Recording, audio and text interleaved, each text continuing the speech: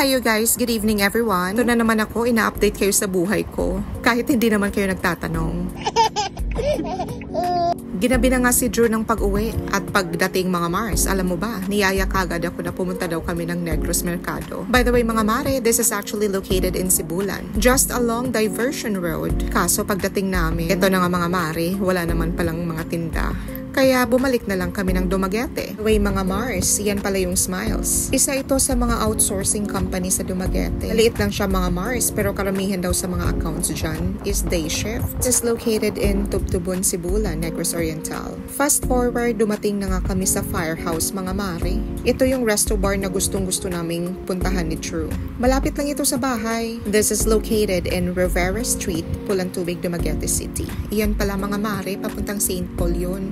Yun namang sa kabila is papuntang Kamanha. Nung maayos na ni Drew ang pagka-park sa motor, ito na nga, pumasok na kami. And this is the place, mga mare. Al fresco lang pala sila dito, mga Mars. Pero maganda kasi fresco at cozy yung place. And for your reference, ito pala yung menu nila. Si Drew umorder lang ng sizzling sisig at sizzling pork chop naman ang sa akin. Ang mura ng food nila, mga mare, considering na mahal na nga yung kilo ng baboy ngayon, mga Mars.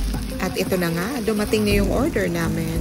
Imagine niyo mga Mars, sa mahal ng baboy ngayon, 110 lang ang order niyan mga mare. San ka pa?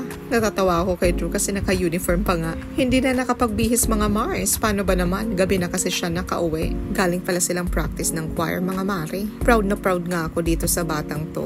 Kasi nagpupursige talaga siya mga mare na makakuha ng discount sa St. Paul University. And finally, ngayong taon nga, binigyan sila ng malaking discount mga Mars. As one of the choir member. Believe din naman talaga ako sa anak ko. Ewan ko ba, hindi ko nga alam kung kanino to nagmana. Kasi ako mga mare, Diyos ko, tamad na tamad ako mag-aral dati. Like literal, gusto ko lang talagang tumambay sa labas. Nagka-cutting classes pa nga ako eh. Tapos nagiinom kami sa Aganan Beach. Pero syempre ngayon mga mare, iba na. Mag-iiba talaga yung pananaw mo sa buhay. Lalo na pag nagkaroon ka ng anak mga mare. Kaya ayun, nagpursige talaga ako hanggang sa makatapos ako ng college. Sino ba namang mag-aakala mga Mars na makakagraduate ako ng college? High school dropout nga yung kumari nyo. Kaya naniniwala talaga ako mga Mars na pag may tiyaga, may nilaga. Kasi kung hindi ko pinush yung pag-aaral ko dati mga Mars, malamang si Drew hindi na makakapag-college mga Mars. Yung anak ko talaga ang naging motivation ko para magsikap sa buhay. Wala talaga yung pagod ko mga Mars. Lalo na pag nakikita ko yung anak ko na active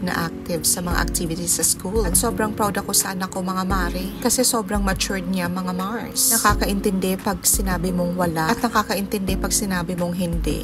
Ang daldal ko na naman mga Mars. At ito na pala, pauwi na kami ng bahay. Tapos na kami kumain. Ba yan? Bukas na naman ulit. Abangan na panibagong update ng buhay ko. Thank you for watching. Goodbye!